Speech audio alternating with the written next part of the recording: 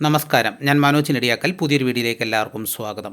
കേരളത്തിൽ കൂപ്പുകുത്തി തേങ്ങാവില, വെളിച്ചെണ്ണയ്ക്ക് റെക്കോർഡ് ഇടിവ്, കുരുമുളക് പ്രതിസന്ധിയിൽ.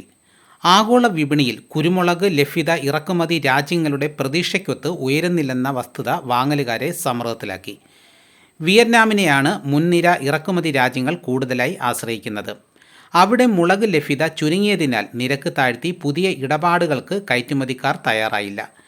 കപ്പൽ മാർഗമുള്ള ചരക്ക് ഗതാഗതത്തിലെ തടസ്സങ്ങൾ നിമിത്തം ഒട്ടുമിക്ക ഇറക്കുമതി രാജ്യങ്ങളിലും കുരുമുളക് നീക്കിയിരിപ്പ് കുറയുന്നത് ഡിമാൻഡ് വരും മാസങ്ങളിൽ ശക്തമാക്കാം. കൊച്ചിയിൽ ഗാർബിൾഡ് കുരുമുളക് വില കിൻഡലിന് 72,800 രൂപയാണ്. ദക്ഷിണേന്ത്യയിൽ വെളിച്ചെണ്ണയ്ക്ക് തിരിച്ചടി നേരിട്ടെങ്കിലും കാര്യമായ പരിക്കുകൾ സംഭവിക്കാതെ കൊപ്ര മാർക്കറ്റ് പിടിച്ചുനിന്നു.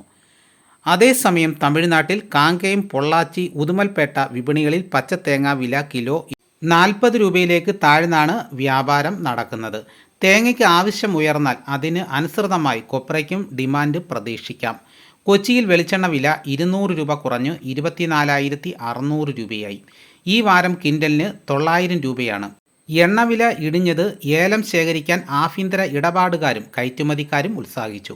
ലേലത്തിനെത്തിയ 64,624 കിലോഗ്രാം ഏലക്കയിൽ 64,011 കിലോയും വിറ്റഴിഞ്ഞു. ശരാശരി ഇനം ഏലക്ക കിലോ 2,525 രൂപയിലും മികച്ച ഇനങ്ങൾ 3,459 രൂപയിലും ഇടപാടുകൾ നടന്നു. അപ്പോൾ ഇതാണ് ഇന്നത്തെ വിപണി വിശേഷങ്ങൾ. ഇതോടുകൂടി വീഡിയോയുടെ പൂർണ്ണമാകുന്നു.